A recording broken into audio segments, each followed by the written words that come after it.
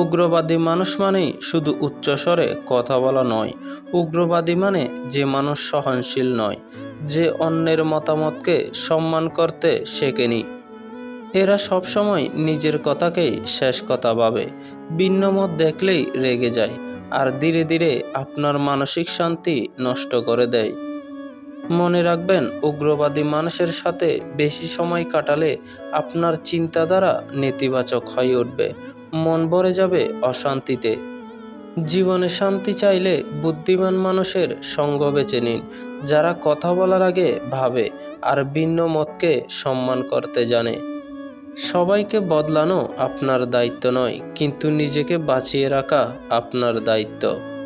তাই সময় থাকতে উগ্রবাদী মানুষের থেকে দূরে থাকুন, কারণ মানসিক শান্তি জীবনের সবচেয়ে বড় সম্পদ।